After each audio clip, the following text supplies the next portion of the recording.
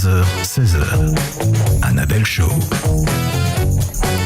Bonjour à tous, ici Annabelle Show, vous êtes bien sur Radio J. Bienvenue dans votre nouveau rendez-vous de la saison, le Late Show de l'après-midi avec mon invité exceptionnel que vous allez découvrir dans quelques instants.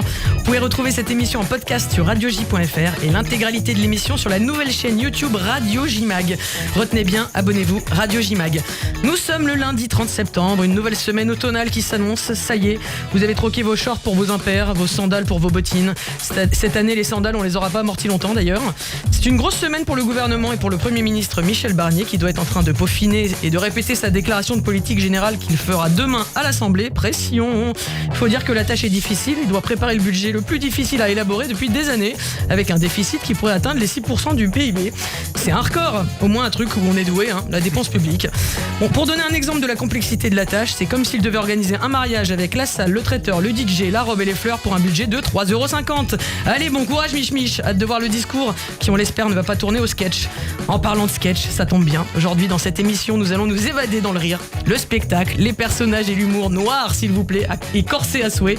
Car oui, dans ce studio, j'accueille un artisan du rire, un créateur de personnages haute couture et haut en couleur. Haut les cœurs avec cet humoriste à la précision redoutable. S'il décide de vous prendre comme modèle pour créer un personnage, il va pas vous louper.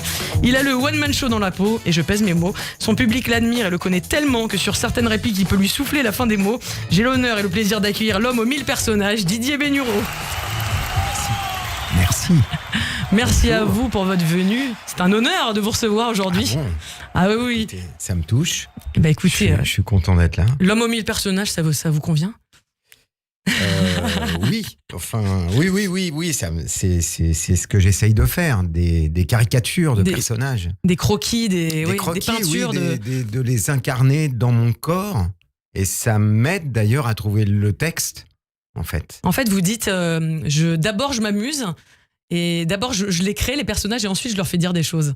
Oui, c'est ça. C'est une belle technique. Bah oui, j'ai dans la tête une caricature de personnages où parfois j'en ai rencontré Ouais. et à partir de là j'exagère, je l'incarne vraiment et je le joue. D'ailleurs, je vous parle et je fais des mouvements parce oui, que en pour fait, ceux qui ne voient pas. Effectivement, vous êtes déjà en train d'incarner une. Les gens ont tous des postures. Alors, si on les exagère un peu, ça devient très drôle. C'est vrai. Avec un texte qui va avec. C'est souvent des gens qui ont un... Qui pensent petit. Ah oui, qui pensent petit. Ouais, ils sont dans un carcan. Dans un carcan, ouais, ouais, absolument. Ouais. Et on sent que il y a des gens en fait, comme ils ça sont dans un moule et vous vous adaptez à leur moule que vous créez à leur image. Je rentre dans le moule et j'essaye de leur faire dire des conneries. Un peu comme évidemment. des pantins, quoi. Vous êtes un peu Geppetto et c'est marionnette, quoi. Mais c'est vous la marionnette en même temps. Comment ça va du coup avec cette reprise? Parce que vous, donc, succès égale prolongation. Ouais. Vous reprenez, donc, vous avez repris à partir de samedi dernier. Oui. J'étais là d'ailleurs. Ça se passe bien. Oui, ça va. Ouais, ça se passe bien. Vous êtes content de revenir dans cet espace de liberté qu'est la scène? Je suis content, je suis un peu fatigué parce qu'on a retravaillé le spectacle avant et puis on n'a pas eu énormément de temps finalement. Avec qui vous travaillez le spectacle du coup d'ailleurs? Avec Dominique Champetier, qui est un metteur en scène. Longtemps, c'est ça? Et on est ensemble depuis, je dirais, plus de 20 ans, 25 ans peut-être. Ouais. C'est une équipe qui fonctionne.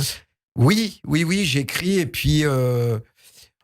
En fait, moi, je construis des personnages et j'ai besoin d'un public. Et Dominique, il est très client.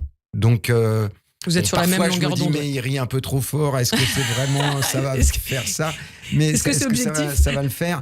Mais ça m'encourage beaucoup. Et puis voilà, il a le sens aussi du texte, quoi. Il dit ça c'est un peu anecdotique, ça rajoute rien. C'est difficile sur un texte. Caricatural comme ça pour définir une personne pour savoir jusqu'où on peut aller. Bah ouais. Parce que vous êtes vraiment sur un fil, c'est vraiment un travail d'équilibriste. Alors juste, je précise quand même pour ceux qui nous écoutent que vous êtes donc dans votre one-man show dont on est en train de parler entier, voilà, c'est le nom du spectacle entier au Studio des Champs-Élysées du mercredi au samedi à 21h et les dimanches 16h. Et donc effectivement, comme vous allez très loin dans vos messages et dans les personnages que vous jouez, effectivement, il y a un moment où il faut pas que ça bascule trop, il faut que ce soit dans un équilibre. Non, il faut pas que ça bascule trop et pas de phrases en trop. Ouais. Parce que si on garde le meilleur du meilleur, c'est mieux. Ça laisse la place au jeu. Bien sûr. Et oui, parce que des textes qui sont un peu trop... Pas trop de blabla et plus non. d'incarnation, en fait. Voilà, c'est ça. Il faut donner les... En fait, c'est comme une symphonie, quoi. Il faut... Non, mais c'est comme de la musique, en fait, ce que vous faites. C'est des répliques, des temps. Oui, comme ça, si le texte est bien serré, on peut prendre des temps, il n'y a pas de bavardage. Et c'est ce qu'il faut trouver, mais c'est pas facile parce qu'on se dit, oui, mais ça, c'est peut-être drôle ou ça. On ne sait pas. Moi, je découvre ce que j'ai écrit et ce que je joue avec le public. C'est extraordinaire. Je me dis, tiens, ça marche, il n'y a pas de phrase en trop. Alors, ce qui est assez marrant, c'est que j'ai ressenti ça samedi. Alors, moi-même, je vous ai déjà vu, mais on en reparlera. Mais on sent qu'il y a des gens qui vous attendent et qui sont déjà venus, qui vous connaissent. Et donc, effectivement, il y a ça donne aussi une certaine légitimité pour jouer des personnages affreux parce qu'ils vous connaissent, donc ils savent que vous êtes tendre et piquant à la fois, d'une certaine manière. Oui, je m'amuse avec ces personnages, mais je suis pas odieux, je suis pas, enfin, ça dérape pas, quoi. On voit que ce sont des marionnettes. Justement, vous avez le don d'y mettre vraiment de la tendresse, en fait. Un peu comme De Funès en son temps. Mais ça, je m'en rends pas vraiment compte, ça. Ouais. Pour moi, je joue un abruti, très souvent. Et donc, je pense pas à ça, mais peut-être qu'il se dégage de moi une certaine tendresse sur le... Oui, écoutez, en tout cas, c'est vrai que ce que vous dites par rapport au jeu, laisser la place au jeu, on le ressent vraiment très fortement. Et notamment à chaque début de sketch, parce qu'on est dans le one-man show traditionnel, noir, sketch noir, ce qui manque d'ailleurs aujourd'hui, ce qu'on a un peu perdu dans cette discipline. Et à chaque début de sketch, vous n'avez pas encore ouvert la bouche que nous, on visualise déjà qui vous allez interpréter. Ouais. Notamment, c'est bien, je pense... Moi, je ne me rends pas compte de ça. Moi, je pense notamment au vieux retraité avec son plaid et ses pantoufles qu'on imagine, alors que vous en avez même pas d'ailleurs. Et oui, parce que je fais ça, avec mes pieds, je racle le sol. Vous raclez le sol comme les petits vieux, quoi. Les petits vieux, voilà. Et c'est vrai qu'à votre visage, à ce moment-là, vous prenez 20 ans. C'est quand même assez extraordinaire. Ah, ça, je me rends pas compte. Voilà, je vous le dis, comme ça, vous avez... Il fait la gueule, il est méchant, lui. Il est assez méchant, lui. Ah ouais, lui... Il est assez méchant. Et de la même manière, vous jouez aussi des enfants ou des gens plus jeunes, et on voit toute cette naïveté dans votre visage également, donc c'est assez bluffant, je dirais. Donc moi, j'ai été samedi soir, comme je vous disais, et déjà rien que se rendre au studio des Champs-Élysées, c'est une expérience, c'est vraiment le théâtre traditionnel, les guichets en or, c'est très joli. Voilà, c'est c'est magnifique, à côté de la Tour Eiffel. Venez déjà pour cette expérience-là, en plus de l'expérience d'aller voir Didier Bénureau, avec le vieil ascenseur, on se croirait dans un film d'Hitchcock, qui monte au 5e étage, je crois. Et l'ouvreur aussi, qui est un personnage à lui tout seul, celui qui vous place dans la salle. Oui, c'est vrai. Oui. Je croise pas souvent. Moi, en tout cas, il met l'ambiance, voilà. Et c'est vrai que vous apparaissez pour une heure et demie à peu près de cavalcade, je dis pas le mot pour rien, à galoper d'un personnage à un autre avec une grande facilité. Et c'est ça qui fait votre unicité, je dirais. Je pense qu'il y a d'autres gens d'autres comédiens qui sont capables de passer d'un personnage à un autre. Il n'y a pas que moi. Heureusement d'ailleurs. Et une fois c'est un travail en amont, et une fois que je tiens bien le personnage, après c'est assez simple de passer d'un personnage à un autre. Ouais. Après, surtout que c'est moi qui l'ai créé. Oui, bien sûr. Donc vous les voyez en fait. Vous les voyez vous-même dans votre tête. Oui, je les sens. Oui, oui. Parce que je suis parti. C'est de là que je pars en fait. C'est déjà j'ai une silhouette dans la tête. Et je vois comment il bouge, comment... Il est long ce travail-là, de la création du personnage? Oh non, il vient assez vite. Ouais. Il vient assez vite. C'est quoi? Vous avez un flash un petit... avec des phrases, ça vient assez vite.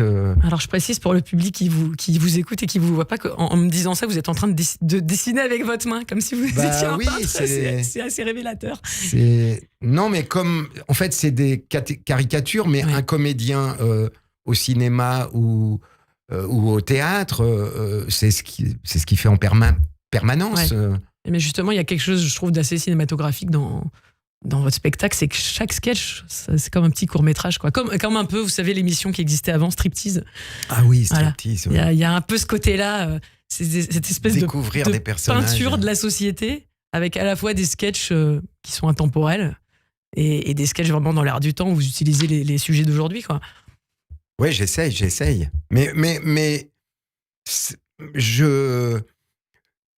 en fait, je me dirige vers ce qui me... Je sais pas, j'ai une idée dans la tête et parfois, c'est pas forcément dans l'air du temps du tout. Ouais. Ça vient comme ça, quoi. Je dis ça dans l'air du temps. Tiens, oui. sur ce sujet, je vais faire quelque chose. Oui, bien non, sûr. Je ça pense vous a d'abord inspiré. à un personnage, un flic, je ne sais quoi, un agriculteur. J'ai fait un sketch sur des agriculteurs qui font de l'intensif, qui font qui font du maïs, des trucs, parce que j'en ai rencontré un qui m'a dit moi je mets du glyphosate, les transgéniques un peu. Et il dit mais moi je mangerai pas mon maïs. C'est incroyable. C'est assez magique. Oui. Et je pensais justement dans l'air du temps par rapport à, par exemple, le sketch que vous faites sur l'enfant qui dit moi je suis pas écolo et qui écoute son papa qui est assez matérialiste. Ah oui, complètement. C'est quelque chose de très d'aujourd'hui, ces sujets-là, c'est vrai. Il est contre les écologistes, il les appelle les écologistes. Voilà, donc justement, ce personnage, à la fois ce qu'il dit est affreux et à la fois il est très attendrissant, ce personnage, par exemple. Oui, j'essaye qu'il soit un petit peu... il écoute son papa et son papa est anti-écolo et donc il paraît que lui et voilà. Mais à la fin, il a quand même des doutes sur ce que pense son père. Alors pour se mettre dans le bain... on va commencer par un des messages de tolérance de votre spectacle. Nous avons pu enfin organiser cette grande soirée qui réunit toutes les communautés que je tiens ce soir à citer. Là, je demanderai à chaque communauté de ne pas manifester à l'appel de son nom. Merci. Donc les chauves, les rouquins homosexuels, les oreilles en feuilles de chou, mais aussi les cheveux gras, les boutonneux, les femmes à moustache, les gros bides, les fesses plates, les tabliers de sapeur, les triples mentons, les jambes arquées, les crânes d'obus, les petites bites, les une couille. La communauté de ceux qui ont du blanc aux commissures des lèvres. Les sans épaules, les sans menton, les sans taille, les peaux dépigmentées, les points noirs dans le cou, les plis de la gueule, les plis des pieds, les sans la sueur. Les dents de lapin, les cubas, les oreilles, les peaux grêlées, les petites dents noires, les teints rougeaux, les culs en arrière, les jambes trop courtes, et j'en oublie. À tous, merci. Face à la montée des intolérances, il faut savoir se serrer les coudes. Même quand on n'en a pas. J'aime bien parce que vous répétez en même temps le texte, on dirait. Même quand on n'en a pas. L'intro, elle est assez révélatrice de ce qu'on va vivre pendant 7h30, quoi. Vous dépeignez tout un tas de personnages assez délirants qu'on va un peu retrouver dans votre spectacle, en fait. Et c'est vrai que, bon, le spectacle, moi j'en parle, mais je crois que c'est encore le public qui en parle mieux. Très bon moment, on a beaucoup ri. Et puis ça fait du bien de le retrouver, parce qu'on le revoit aussi dans ses films. C'est très agréable. C'était très bien. Il n'y a pas mieux dans les one-man shows parce que les divas, mais tous les sketchs nouveaux étaient super aussi. Excellent, il rajeunit. C'est super, on a vraiment rigolé et on a plein de souvenirs parce qu'il y a une dizaine d'années, 15 ans maintenant, on avait nos amis, on chantait Morales à chaque fois qu'on avait bu un coup. Enfin, on a adoré votre spectacle, c'était trop trop bien, vraiment. Extraordinaire. Extraordinaire, on a bien rigolé en plus, c'était trop bien. Merci en tout cas. C'est pas la première fois qu'on l'a vu et on n'est jamais déçu. Délirant, caustique, magnifique comme d'habitude. Il est très caustique et il remet les choses en place. Moi, ça me fait du bien de voir ça.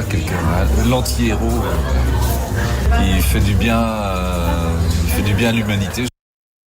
Qui fait du bien à l'humanité, pas du tout. C'est beau ça. Je suis gâté. Il fait du bien à l'humanité, c'est extraordinaire d'entendre ça. C'est très touchant. Vous avez déjà entendu quelque chose pareil ? J'ai jamais pensé à ça, mais ouais, c'est vrai, c'est... Bon, bah écoutez, c'est très, alors, très je bien, vous précise que je n'ai payé personne pour dire ça. Et donc, c'est vrai qu'on entend dans ces commentaires à la fois des gens qui découvrent et aussi ceux qui vous connaissent et à qui ça fait du bien de vous retrouver, quoi. Justement, vous, qu'est-ce que ça vous fait à vous ? Parce que non seulement vous retrouvez votre public, et vous retrouvez aussi vos personnages. Qu'est-ce que ça fait comme ça de retrouver ces sketchs qu'on joue depuis des années ? Il y a une saveur particulière à les faire vivre à travers Non, ça revient assez vite. Il a fallu que je sélectionne quelques sketchs anciens. Ça devait être dur, franchement, avec tout ce que vous avez. Oui, et donc j'ai pris ceux pour lesquels j'avais encore l'envie de les refaire. J'ai pas pensé ni au texte, ni si c'était trop ancien ou non, j'ai pris ceux qui vous fait plaisir. Ouais, je me suis dit ça me plaît bien, voilà. Et puis il y en a d'autres. Voilà, c'était un choix d'émotion. Il fallait que j'ai du plaisir à le refaire et pas à traîner les bottes. Bien sûr. Voilà, parce que c'est très important que je m'amuse. Oui, c'est quelque chose qui revient pour tous les humoristes. Ouais, bien sûr. Si on s'amuse pas sur scène. Et parfois c'est dur parce que quand on en joue beaucoup, moi il m'est arrivé de jouer 8 spectacles par semaine et il faut absolument s'amuser parce que c'est le seul moyen de vraiment toucher les gens quand on le fait pas mécaniquement, ce qui peut arriver, mais par instant, mais il faut vraiment s'amuser et prendre les gens en compte, quoi. Ouais.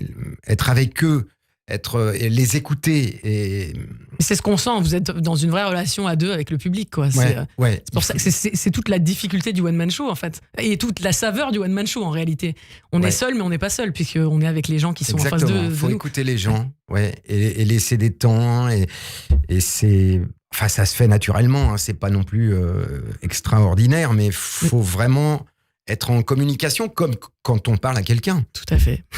C'est vrai, et c'est ce qui fait que chaque représentation aussi est unique. Ah oui, absolument. Et du coup, c'est vrai que j'ai beaucoup aimé cette phrase qu'a dit le monsieur, vous faites du bien à l'humanité, et ça renvoie à un des sketchs que vous faites dans le spectacle. William Shakespeare, Jean-Sébastien Bach, Vincent Van Gogh. Et moi,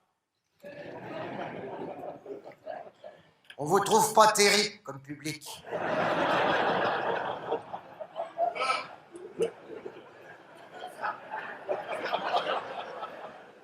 Nous considérons tous les quatre que nous n'avons pas eu le public que nous méritions. C'est-à-dire un public à la hauteur de notre talent. Voilà. Ce sketch est extraordinaire. Franchement, c'est une vraie pépite. Évidemment, on n'entend qu'un morceau, mais c'est vrai qu'on fait ce métier. On fait ce métier aussi pour raconter des choses et pour un peu laisser une trace. Et donc, quand on dit que vous faites du bien à l'humanité, vous faites du bien aux gens et à votre manière, vous laissez une trace, effectivement. Et du coup, comme tout invité que j'ai l'honneur de recevoir, j'ai envie de vous accueillir comme il se doit. Tapis rouge. Alors j'espère faire un tapis rouge à la hauteur de votre talent. Vous pouvez intervenir pendant le tapis rouge, vous avez un petit buzzer jaune devant vous. Si jamais mes sources sont fausses, vous avez le droit de buzzer. Voilà. Ah d'accord. Pas de fake news sur ce plateau. Cher Didier, je dois dire que vous faites partie d'une espèce d'humoriste en voie de disparition. Ceux qui créent des personnages de toutes pièces, qui font noir sketch noir et qui se permettent d'aborder tous les thèmes. Ceux qui vont jusqu'au bout, sans peur du qu'en dira-t-on, juste parce que c'est rigolo. Tel un enfant. Bon, on disait que j'allais jouer un ancien collabo travesti, et puis maintenant, on disait que j'allais jouer une vieille belle-mère détestable. Quel luxe de s'offrir ses propres rôles. Et en vrai, les rôles les plus intéressants, c'est souvent ceux des méchants. Ça va devenir votre spécialité, bien sûr. Et vous êtes sur scène comme un gamin dans un magasin de bonbons et nous on savoure ces friandises avec vous. La première fois que moi je vous découvre, ça se passe sur France 2 dans l'émission Les Fous d'humour présentée par Clémence Arnaud, produite par Jimmy Lévy, où se bousculent tous les humoristes du moment, Jamel, Gad, Eric et Ramzy. À cette période-là, vous cartonnez avec votre hit.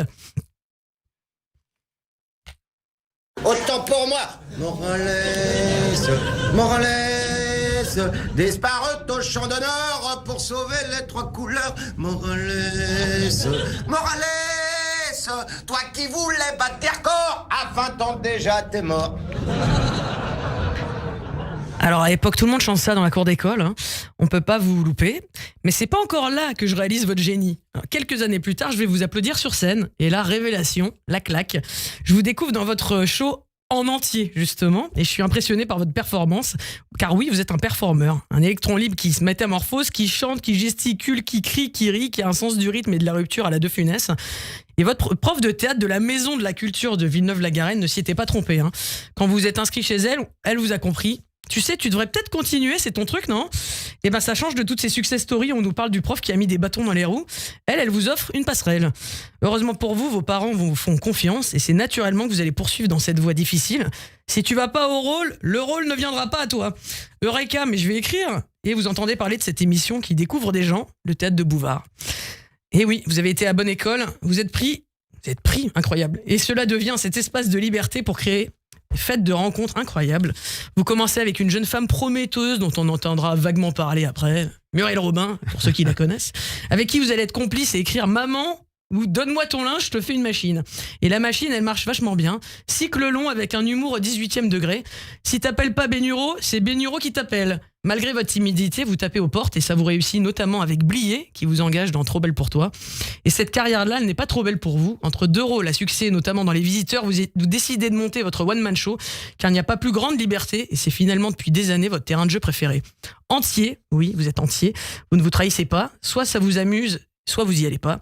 Âme sensible ou mal câblée, restez chez vous. Didier, le petit garçon enfant de cœur de cette famille modeste de 5 enfants est toujours le même, sauf que sa scène est devenue plus grande pour pouvoir mieux y déployer ses ailes et son génie comique. Et derrière des personnages affreux, bêtes et méchants, il cache une tendresse folle et un cœur d'enfant. Dans le spectacle, j'ai retenu cette réplique « Pourquoi je suis que moi ?» Parce que c'est ce qui vous permet de nous faire voyager dans le rire avec vous, et c'est déjà bien suffisant. Merci Bénureau, c'est vrai qu'en lui offrant votre miroir, vous faites du bien à l'humanité, à l'unanimité. Merci beaucoup. Merci. Ah bah écoutez, en tout très cas, élogieux. Ah bah c'est et c'est sincère. Ça vient du cœur. Et c'est vrai que c'est vraiment ce qu'on ressent. Cet enfant, j'ai entendu dire une fois que vous avez dit vous êtes un vieil enfant. C'est adorable comme. Oui, c'est vrai. Mais je crois qu'il y a beaucoup de comédiens qui gardent. Enfin, pour être comédien, faut garder de l'enfance en soi. C'est vrai. Je pense que ah oui. Bien sûr. De l'amusement. Bah oui, on s'amuse à faire des personnages, puis on y croit, on essaye de vraiment de les incarner. Et je pense que tous les comédiens font ça. Moi, je fais du burlesque, entre guillemets, mais tous les comédiens font ça. Et pour faire ça, il faut avoir une part d'enfance dans la tête, dans le cœur, et voilà, être comédien, oui, c'est un jeu. C'est comme quand on était dans la cour d'école. C'est vrai. Dit, ah ouais, toi tu fais la papa, puis le papa, puis toi tu fais la maman, et puis. Allez voir ou retournez le voir dans Entier. Didier Bénureau au studio des Champs-Élysées. On se retrouve dans quelques instants pour continuer à parler de votre merveilleux spectacle. Tout de suite, on retrouve Tanit Belaïch pour le Flash Info. 15h, 16h. Le Late Show de l'après-midi.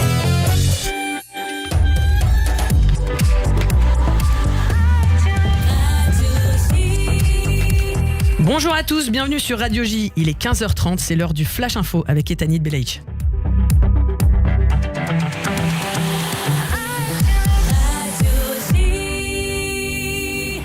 Bonjour Etanit. Bonjour Annabelle, bonjour à tous. Tsahal annonce avoir éliminé 2 commandants du Front populaire de libération de la Palestine, le FPLP, une organisation terroriste visée donc à Beyrouth dans la nuit. Parmi eux, le chef de la branche libanaise de l'organisation accusé depuis le 7 octobre de retenir plusieurs otages israéliens. Le ministre de la Défense suggère la possibilité d'une opération terrestre au Liban. L'élimination de Nasrallah est une étape importante, mais ce n'est pas une fin en soi, a déclaré Yoav Gallant en début d'après-midi à des soldats déployés dans le nord de l'État hébreu. De son côté, l'Iran ne va pas déployer de combattants au Liban et à Gaza pour affronter Israël. Les gouvernements du Liban et de Palestine ont, je cite, la capacité et la puissance nécessaires pour faire face à l'agression du régime sioniste, a assuré le ministère iranien des Affaires étrangères ce matin. En France, le procès des assistants parlementaires européens du Rassemblement national s'est ouvert à Paris. Nous n'avons violé aucune règle, a assuré l'ex-présidente du parti, Marine Le Pen, qui sera jugée pendant 2 mois avec 24 autres personnes pour des soupçons de détournement de fonds. Enfin, la légende des Bleus, le footballeur Antoine Griezmann a annoncé dans la matinée mettre fin à sa carrière avec l'équipe de France. Le sélectionneur Didier Deschamps a salué un monument du football français. Le président Emmanuel Macron a lui remercié le joueur de nous avoir fait tant rêver. Merci Ethanit, on vous retrouve à 16h pour le journal. Restez avec nous sur Radio J pour la suite du Annabelle Show avec mon invité, le tendre et piquant Didier Bénureau. Radio J. Bonjour. Le 6-9, Ilana Ferradian. Retrouvez-moi tous les matins avec mes chroniqueurs et mes invités. De 6h à 9h, au menu, politique en Israël, politique en France, mais aussi culture, société, santé, judaïsme, histoire. C'est tous les matins, de 6h à 9h sur Radio J. Le 7 octobre 2023 a changé à jamais le destin d'Israël et du peuple juif, qui font face à une nouvelle réalité. Dimanche 6 octobre 2024 à 15h, place de Fontenoy, UNESCO, à Paris, nous, l'ensemble des institutions sionistes, des organisations communautaires et des collectifs citoyens, nous allons rendre hommage aux victimes du terrorisme du 7 octobre. Ensemble, nous allons exprimer notre solidarité avec le peuple d'Israël, dimanche 6 octobre à 15h, place de Fontenoy, UNESCO, à Paris. Radio J. 15h, 16h. Le Late Show de l'après-midi. Annabelle Show. On est de retour dans le Annabelle Show avec le tendre et piquant l'humoriste Didier Bénureau qui est en ce moment à l'affiche et jusqu'à la fin de l'année dans Entier, son one-man show piquant, caustique, à aller déguster absolument. C'est du mercredi au samedi à 21h et le dimanche à 16h.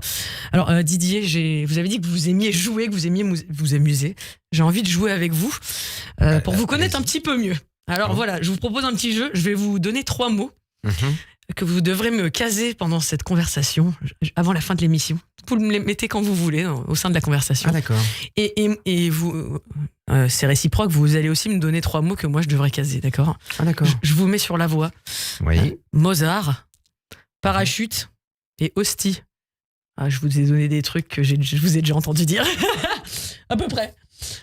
À vous de me donner des mots que moi je vais devoir caser. Ah.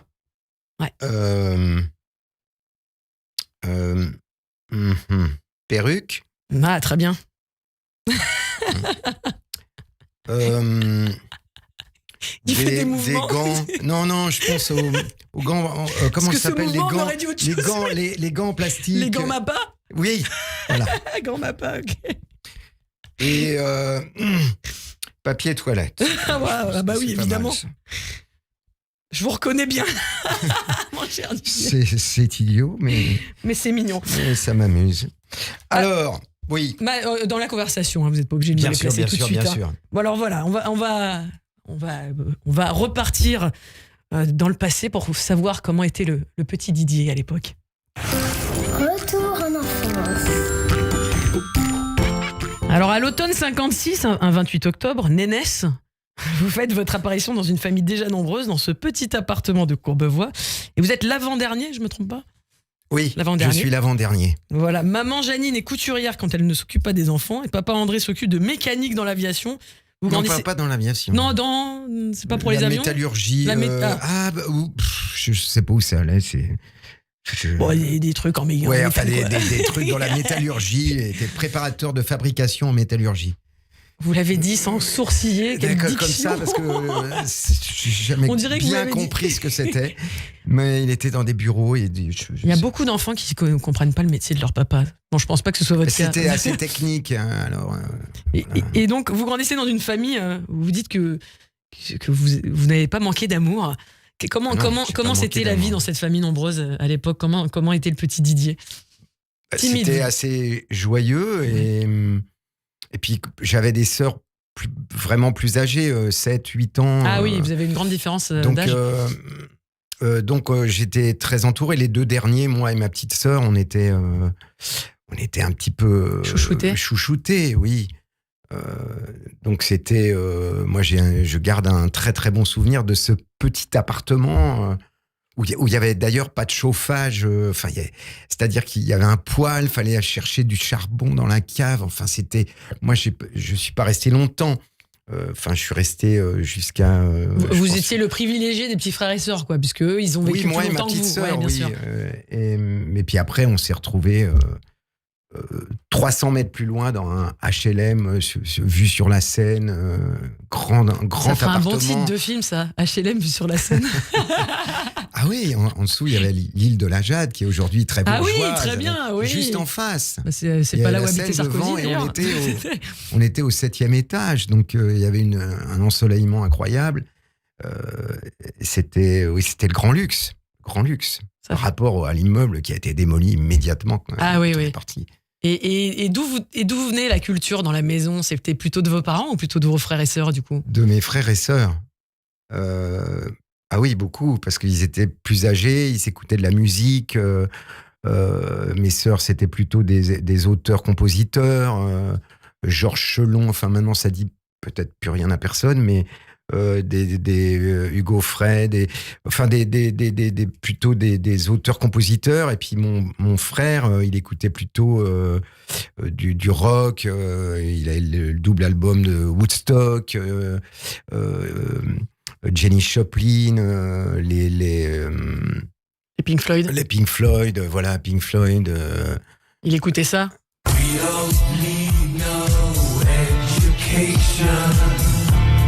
Elle est assez révélatrice, cette chanson, peut-être pour vous. Comment était l'élève Bénureau? L'élève Bénureau, il était moyen. C'est-à-dire, je faisais juste le minimum pour pas avoir des notes trop basses. Ouais, mais ça vous branchait pas plus que ça? Non, j'étais un peu rêveur. J'étais pas toujours présent. Enfin, j'étais là, mais dans votre tête. Mais dans ma tête, oui, je rêvassais, quoi. Oui. Vous aviez déjà une idée un peu de ce métier-là ou c'est vraiment venu plus tard? Pas du tout. Ah non, pas du tout, du tout. Ce qui est, avec le recul, ce qui est un peu surprenant, c'est que je ne savais pas ce que je voulais faire. Et mes parents, qui ont pourtant, ma mère a poussé mes sœurs et mon frère à faire des études et tout ça. Et moi, j'ai dit, bon non, même le bac, là, j'ai pas envie de réviser. Donc du coup, je l'ai pas eu, mais je lui avais dit, je veux pas faire d'études supérieures, je sais pas. Alors je faisais les centres aérés, j'étais moniteur, après j'ai été directeur. Vous avez connu ce fameux métier. Voilà, avec des enfants, des ados. Et puis un jour, j'ai pris. Je jouais de la guitare, j'appartenais à un petit groupe acoustique. Et quasi folklore, c'est ça ? Oui, c'est ça, on faisait des chansons. Mais je voulais pas en faire un métier non plus. Donc, je savais pas bien. Et puis, un jour, j'ai été à des cours de théâtre par hasard. Et puis, la prof m'a dit faudrait qu'on se revoie. Là, faut que je te parle. Et donc, elle m'a pris à part. D'habitude, le faut que je te parle, c'est plutôt négatif, mais peut-être pas là. Bah non, c'était l'inverse. Elle m'a dit, tu devrais essayer d'en faire ton métier.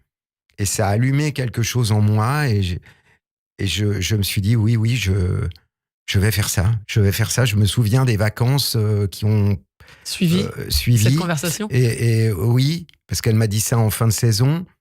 Et je me suis dit, oui, je vais être comédien. Je veux être comédien. Et alors, je m'étais. Vous aviez quel âge à ce moment-là, à peu près ? J'avais 24 ans. Ouais.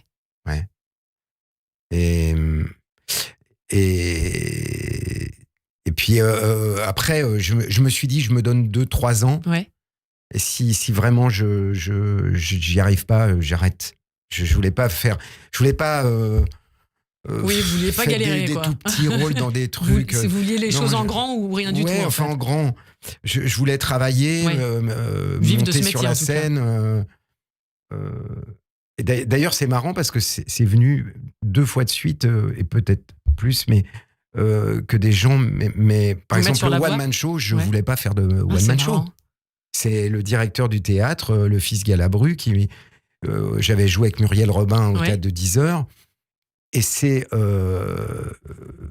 le fils Galabru, je cherche son prénom, qui ne vient pas, qui m'a dit... On va dire Galabru Junior, ça ira bien. Voilà.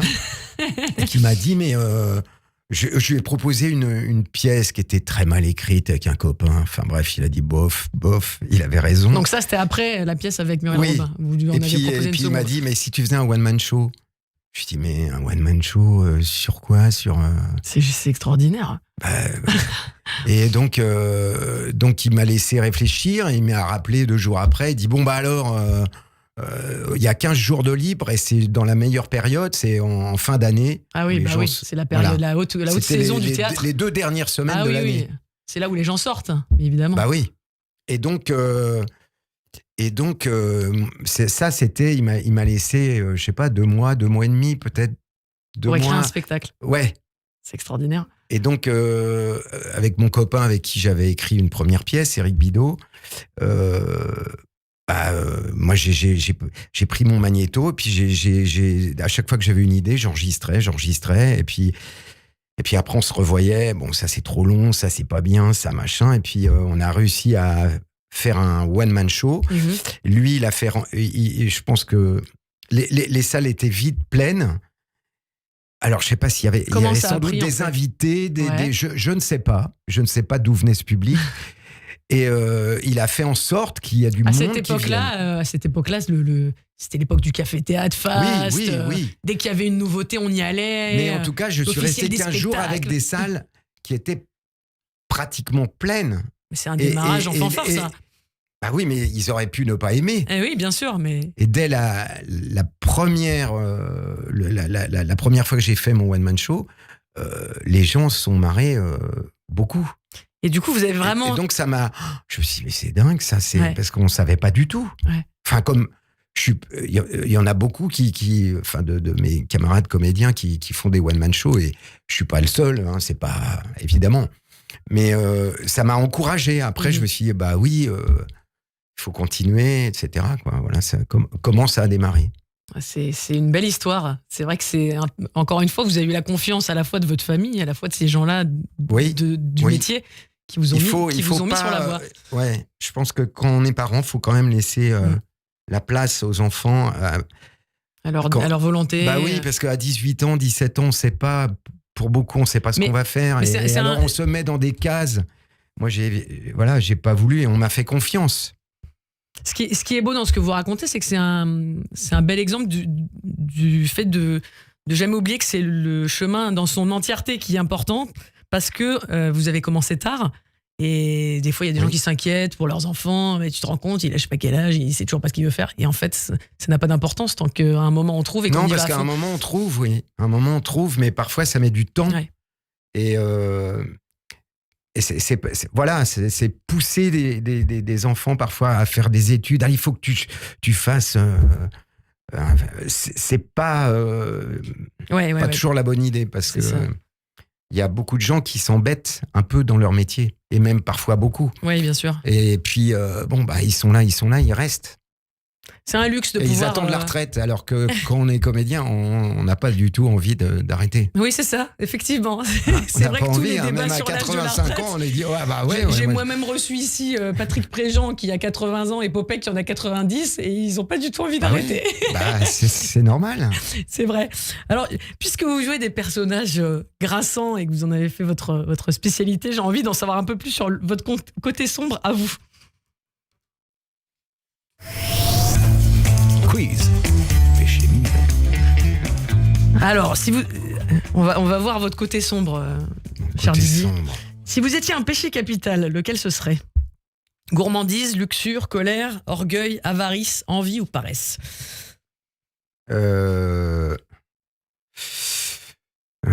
Paresse, non. Peut-être des petites colères parfois, oui. Ouais. Ça aide pour jouer vos personnages. Vous le faites encore plus juste. Non, mais c'est pas des énormes colères, mais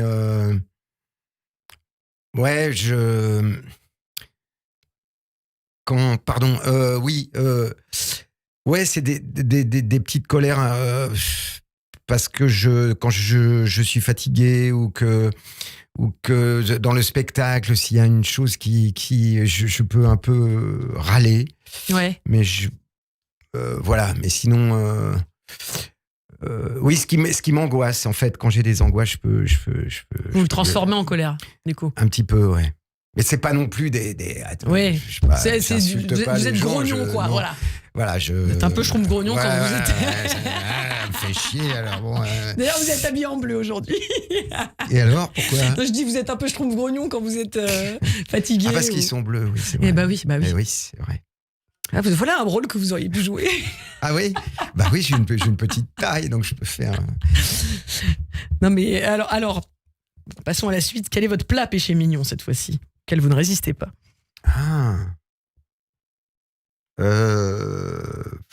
C'est difficile à répondre parce que je suis pas extrêmement gourmand. Ah, j'adore la tarte aux pommes. Bon bah voilà, on a trouvé. Ah, vous n'êtes pas gourmand? Vous êtes plus pas gourmand sur la scène que dans la vraie vie, quoi.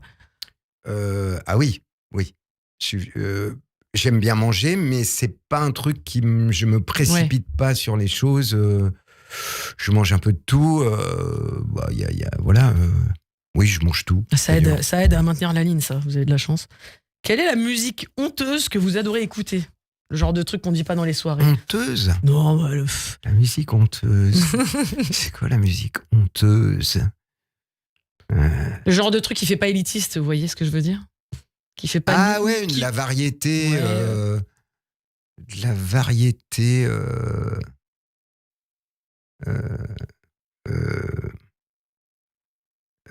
Ah bah tiens, il y a la chanson de Dalida qui me plaisait pas tellement. Moi je veux mourir sur une scène. Et je l'ai entendu par évidemment son nom ne me vient pas, qui a chanté ça très doucement avec un guitariste, une comédienne et chanteuse. D'abord c'est une chanteuse. Ouais. Et c'est terrible, hein, c'est Alzheimer. Parce que je vois très bien qui c'est. Et ben voilà, et ben ça c'est. Ah oui, sa version, tout à coup, je me suis dit, mais elle est très bien cette chanson, elle est très belle. Je suis passé à côté de quelque chose. Et oui, parce que ça faisait. Moi, je veux mourir sur scène. C'était l'époque un peu des rythmes disco à ce moment-là. Bah oui. Ça faisait un peu ringard. Alors, il y a le réalisateur qui me demande est-ce que c'est Camélia Jordana? Oui, voilà. Bien sûr. Et il gagne le droit de revenir faire la régie demain. Un point pour Benjamin. Arnaud. Moi, je veux mourir sur scène.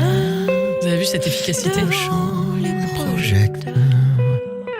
Moi, je veux mourir sur scène. Alors, c'est là où je suis né. C'est là où je suis né. Très belle chanson. Moi, je veux mourir sur scène. Très bien. Merci pour ce petit moment de chanson, parce que évidemment vous chantez. Je rappelle à notre, je chante sur scène. Vous chantez et vous composez, vous écrivez de magnifiques chansons pleines de sens. On va sûrement y revenir. Quel est le film honteux que vous adorez regarder? Honteux? Oh non, il n'y a aucun film honteux. Des comédies, je regarde. Bon, le film bien potache, quoi, voilà. Pas honteux, mais potache. Potache.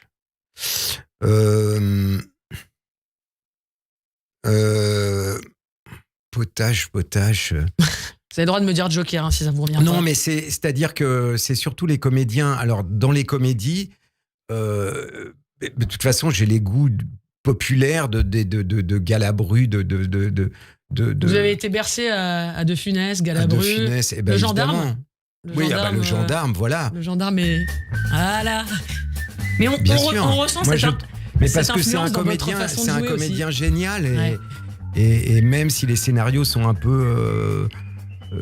sont pas forcément terribles ou les gags sont mais on un s'amuse, peu... comme vous l'avez dit, c'est important. Mais lui, il a tellement de...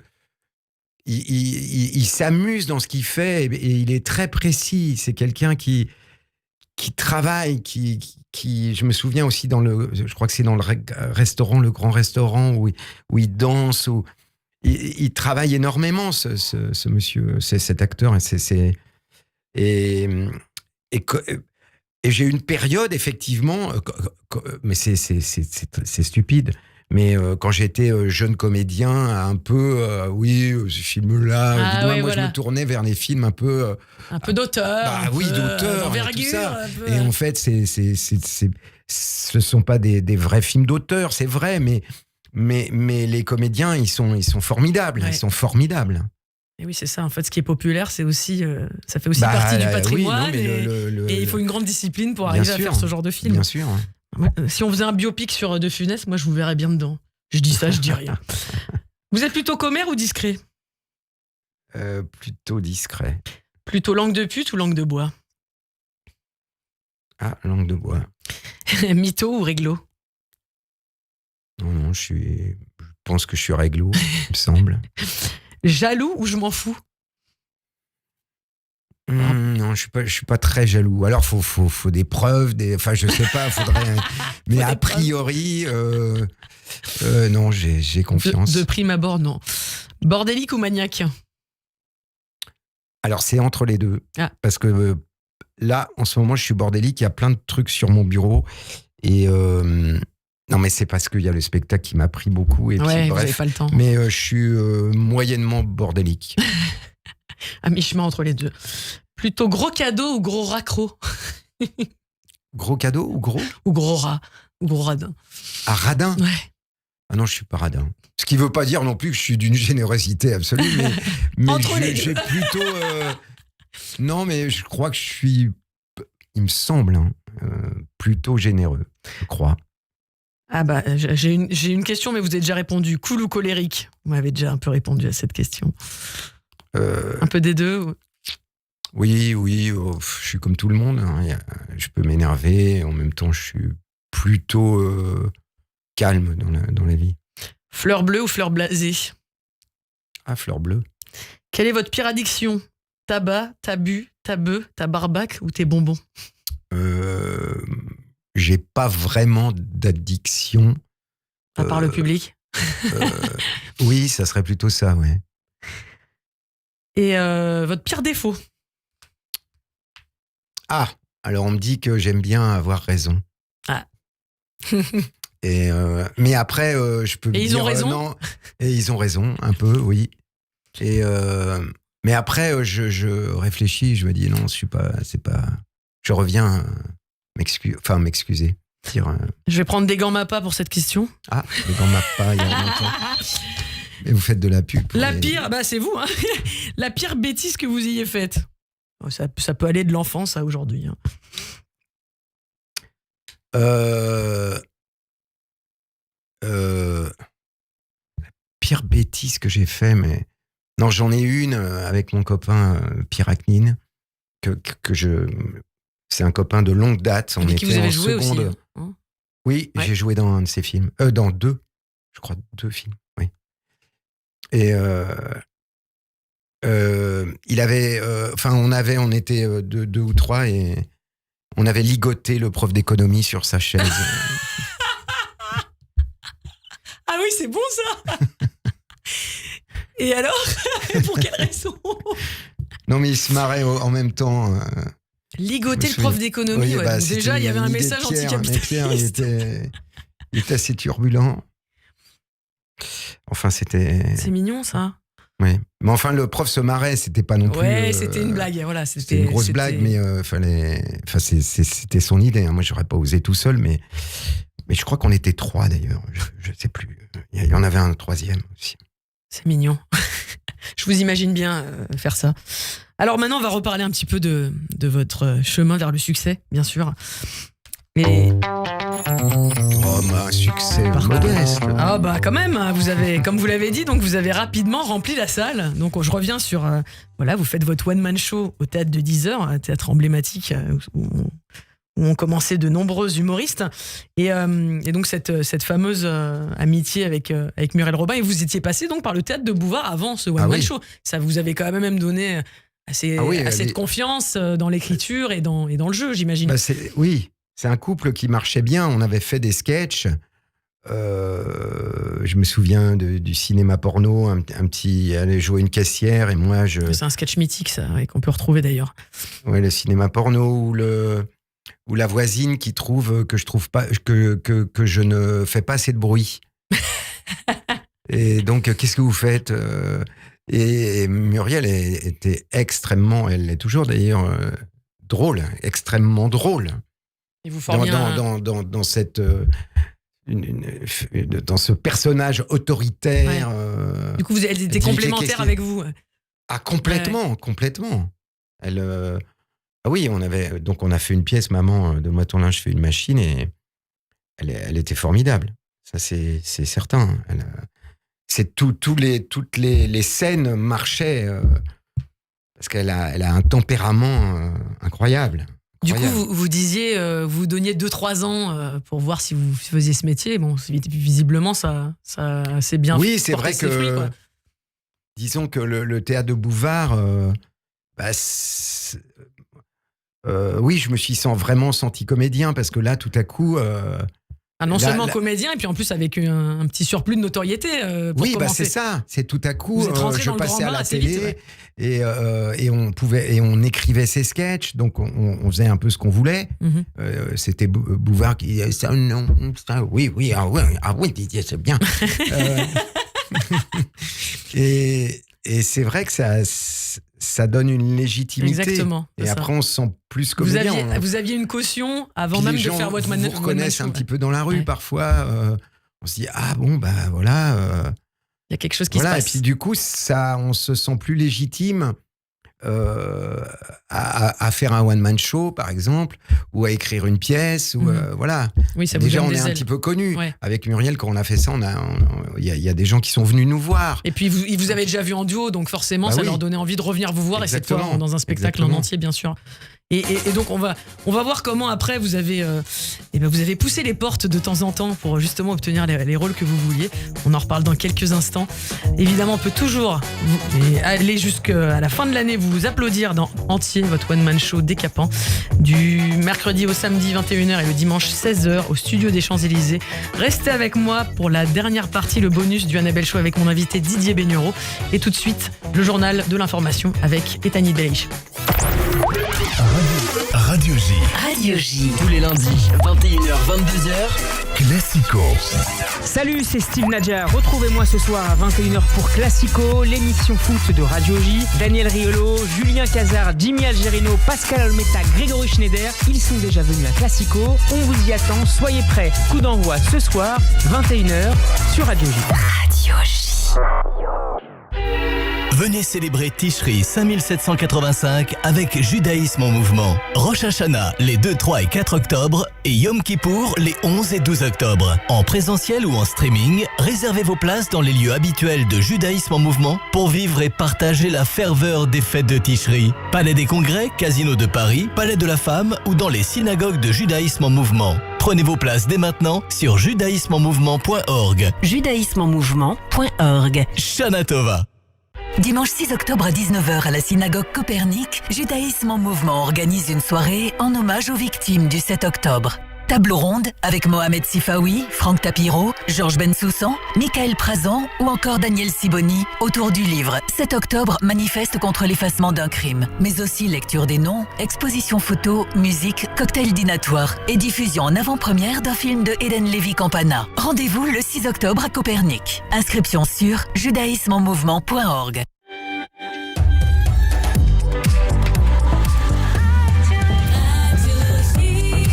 Bonjour à tous, bienvenue sur Radio J, il est 16h, c'est l'heure du journal avec Etani Belaïch.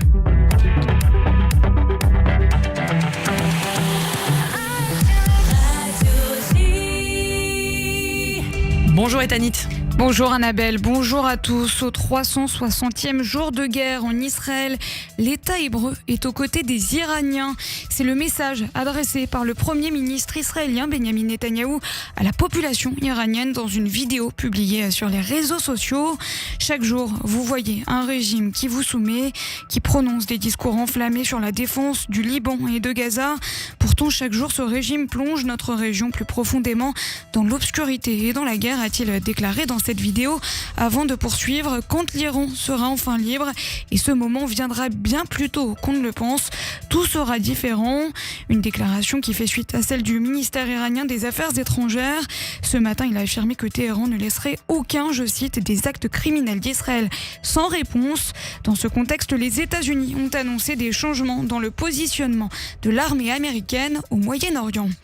Sur le terrain, le commandant du système de roquettes à moyenne portée du Hezbollah a été éliminé.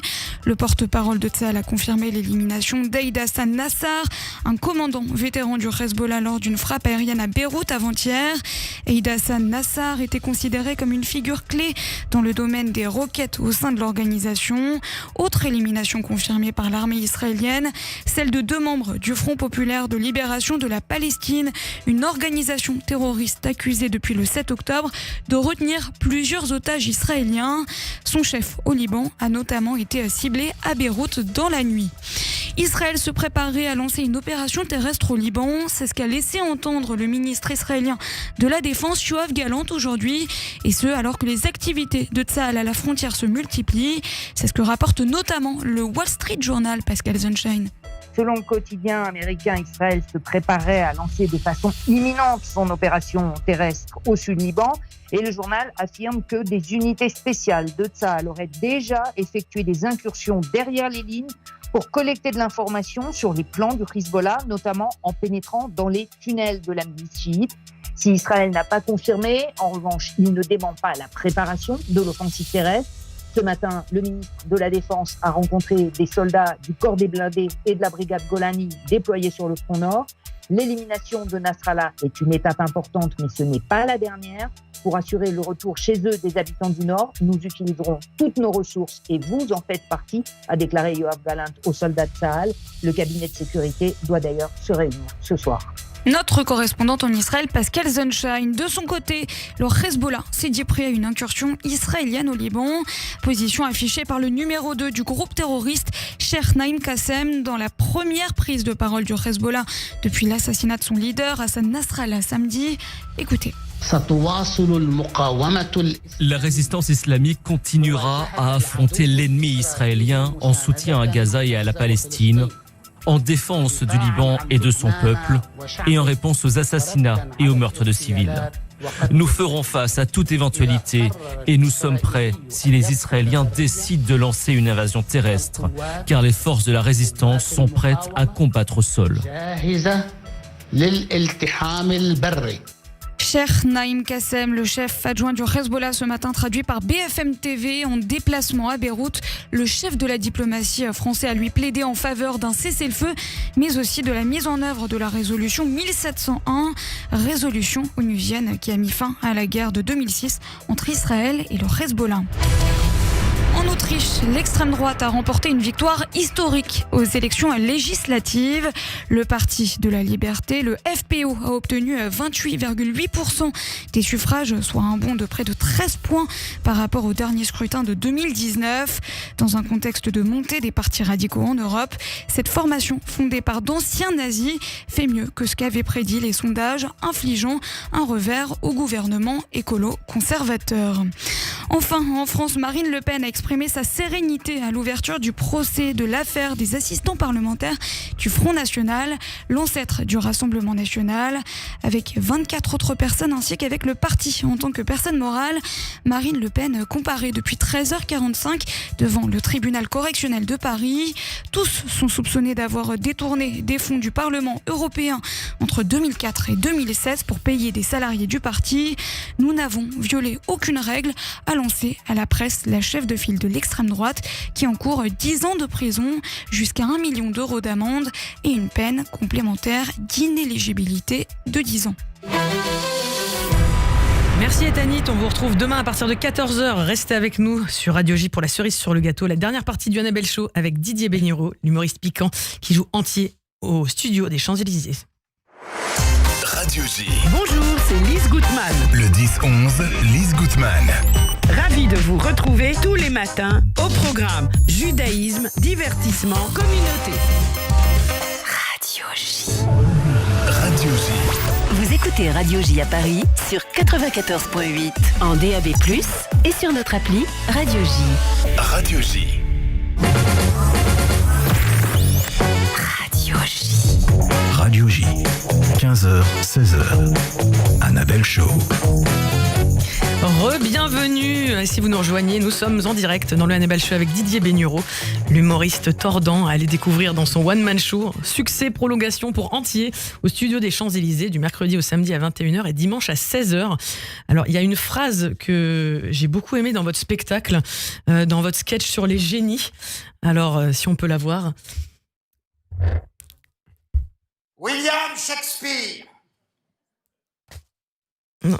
Alors, cette phrase dit beaucoup de choses. C'est la revanche des petits, c'est de plaire au public. C'est quelque chose comme ça. À la fin de votre sketch, vous dites...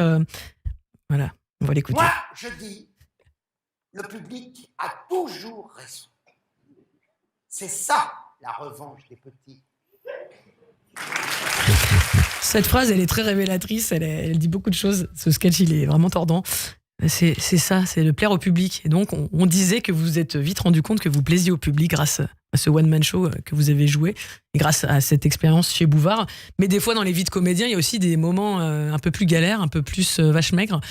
Comment ça se passe dans le one-man show, du coup, sur cette lancée Non, parce que oui, dans le one-man show, pardon, mais le succès, il n'est pas venu rapidement. Mm-hmm. Donc évidemment, et puis j'ai tourné, j'ai fait j'ai été faire des spectacles en province où il y avait très peu de monde dans la salle.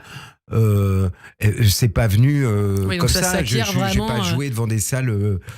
J'ai pas commencé par jouer dans des salles avec beaucoup de monde. Donc c'est là qu'on sent la complexité de l'exercice du one-man show quand il y a moins de monde dans la salle, justement. Oui, parce qu'on est seul, on est seul et puis on s'en va tout seul. Ouais, c'est parce ça. qu'à l'époque, j'avais pas votre équipe, un ingé son, le metteur en scène. Un metteur en scène. Ouais. Et puis je croisais les autres aussi dans des festivals qui ramaient aussi, voilà, chacun essayait de faire au mieux, mais c'est un parcours solitaire. Ouais, il faut avoir beaucoup de ressort moral pour faire ce métier-là. Ah oui, il faut être solide. Et puis avoir confiance, pas se décourager en soi-même. Et puis c'est le public qui vous donne la légitimité. Si les sketchs marchent, c'est sûr que si mes sketchs n'avaient pas marché, j'aurais arrêté, parce que sinon c'est un chemin de croix. Enfin, il faut quand même se dire que ça marche bien plus sûr. ou moins bien, mais que les gens se marrent. Oui, il faut quand même qu'il y ait des résultats. Oui, il faut quand même qu'il y ait des résultats. Il y a une obligation de résultat dans le métier ça devient un cauchemar. C'est un cauchemar. Et vous aviez vraiment une volonté de faire, donc cette fameuse période d'essai que vous vous êtes donnée à vous-même sur ce métier de comédien. Donc voilà, c'est parti assez vite avec Bouvard, avec les débuts du one man, mais après vous aviez envie du coup de travailler avec certaines personnes et vous avez pas peur, vous allez taper aux portes malgré votre timidité. Oui, mais ça je l'ai fait quelque temps. Oui, j'appelais tout le monde, mais je sais pas si c'était parce que j'ai rencontré des metteurs en scène. J'écrivais des lettres qui étaient très simples et vous j'ai eu souvent souvent des réponses. J'ai eu souvent des réponses. J'ai rencontré les metteurs en scène, mais il y en a qui m'ont donné des petits rôles, des petites choses. Ils se sont dit puis je pense qu'ils ont senti que j'avais très envie de faire ce métier, et donc ils m'ont aidé pour des petites choses dans des films. Donc ça me rassurait, mais j'avais envie de jouer, quoi. Et c'est ça, notamment vous avez une anecdote assez marrante où vous rencontrez par hasard Blier et vous aviez vraiment envie de jouer avec lui. Et vous lui reprochez de pas être venu vous voir. C'est assez marrant. Non, mais parce que je le connaissais. Vous le connaissiez déjà ? En fait, oui, je lui avais envoyé une petite lettre concernant Buffet Froid et enfin bon, j'ai pas oui, et puis donc je l'avais croisé et on avait parlé, etc. Et j'avais son téléphone. Et donc oui. Et donc je lui ai envoyé une invitation, j'avais son adresse, et un jour j'étais Ah bah c'était quand j'étais au théâtre de 10 heures d'ailleurs, voilà. Pendant donc 15 jours. Donc, et je le rencontre dans une station-service. Et donc je le connais et il est en train de faire son plein. Oui, il était à la caisse. Ouais, donc en train de payer, ouais. Tiens Bertrand, voilà. Et puis j'ai dit oui, mais vous êtes pas venu. Il me dit bah non, je suis pas venu. Vous avez joué 15 jours. Moi je travaille. Ouais. Ah bah oui, mais bon. Alors bref. Et puis je retourne à ma voiture et il se trouve que j'avais une vidéo, cassette, ouais, parce que j'allais chez une copine pour lui montrer le spectacle, la captation du spectacle au théâtre de 10 heures. Et donc je prends ça et je cours après sa Golf GTI noire, je me souviens. Et puis je lui fais ça et je lui donne. Et puis je lui dis je vous le donne, mais j'en ai pas tellement, alors faudra le regarder.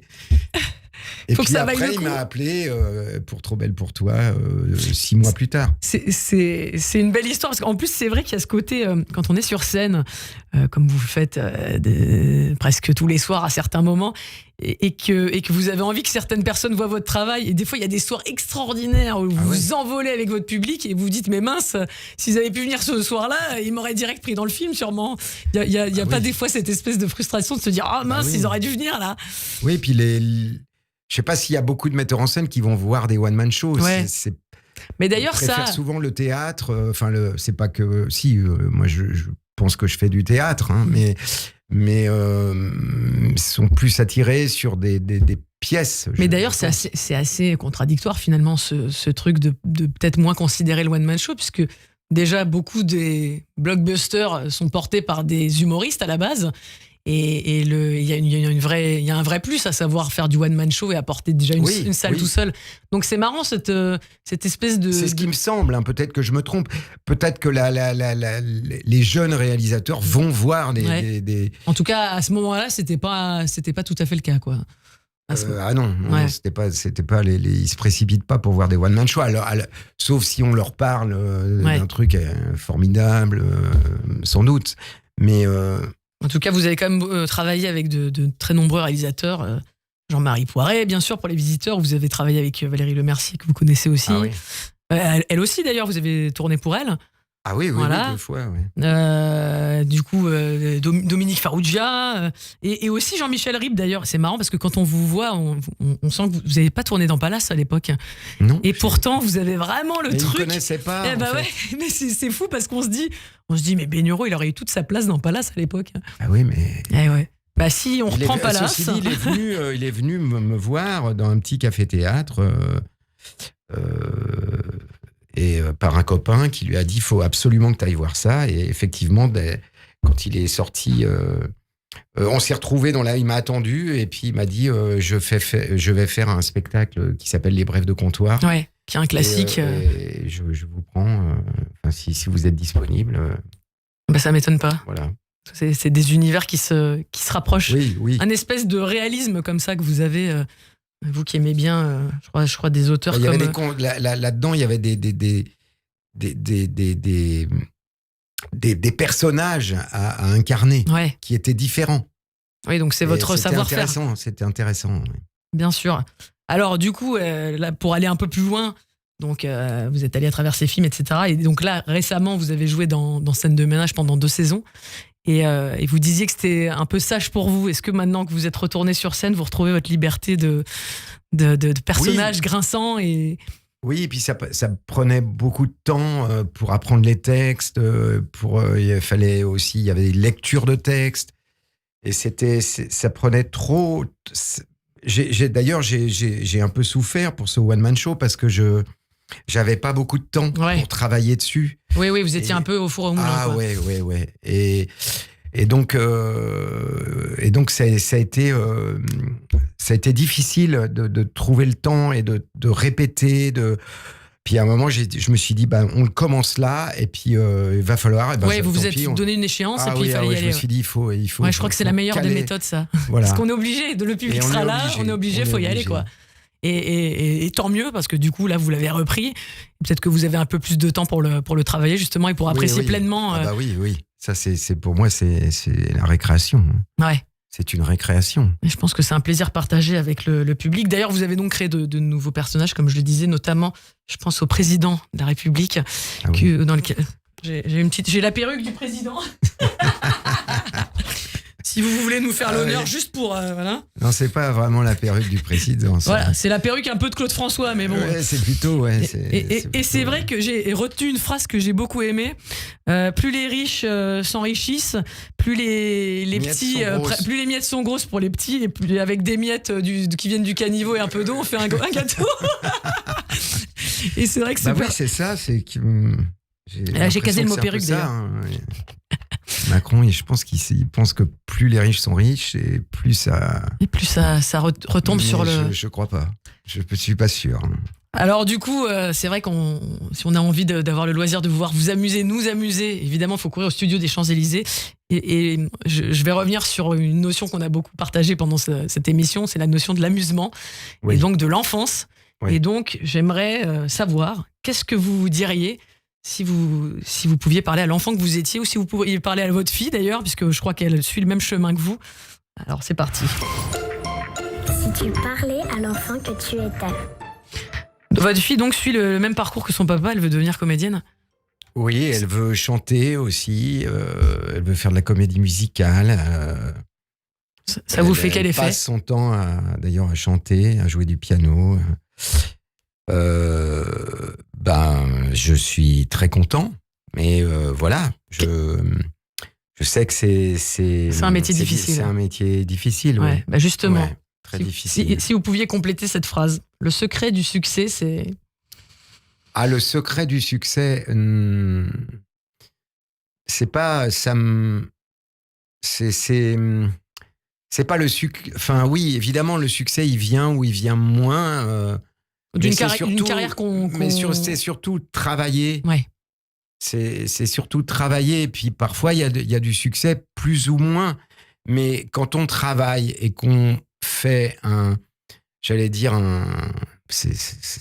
devrais pas dire ça, mais une espèce, un produit. Ouais, bien sûr. Une création. Une création. Voilà. Qu'on assume. Qu'on assume et qui nous correspond. Et travailler là-dessus. Ouais. Eh bien, ça, si on a bien travaillé, il y a un retour. Il y a un retour. Enfin voilà, moi il faut travailler, il faut passer les obstacles et croire en soi. Et je dirais même se forcer à croire en soi, c'est dire moi j'ai envie. Et ben je le fais et je le fais le mieux possible. Et en général, il y a un retour. Mais justement. Mais même si ça prend du temps. Ouais, bien sûr. C'est la globalité, encore une fois, du chemin qui compte. C'est pas à court terme qu'on apprécie le succès. Il faut prendre du plaisir. Juste pour finir, vous lui diriez, dans la vie, tu ne dois jamais oublier. Tu ne dois jamais oublier. Tu ne dois jamais oublier. Qu'est-ce que je pourrais dire ? Il y a beaucoup de choses. De t'amuser peut-être ? Ah oui, ça c'est vrai, ça c'est la règle. Oui, c'est très bien. Eh ben on va finir là-dessus. Exactement. Merci oui, beaucoup. c'est très bien. Tu dois jamais oublier de t'amuser. Exactement. Merci infiniment Didier Bénureau pour ce moment avec vous. On vous retrouve donc au studio des Champs-Élysées du mercredi au samedi à 21h, dimanche 16h dans Entier. Courez voir ce petit bijou de piquant, de caustique, de tendresse. Voilà, vous allez en prendre plein les yeux avec cette performance d'acteur. Quant à moi... Merci beaucoup. Merci à vous. Quant à moi, je vous retrouve demain avec la comédienne Caroline Rochefort. Je vous laisse avec le Club Imo de Marc Ezrati. Et en attendant, kiss kiss. Radio J. 15h.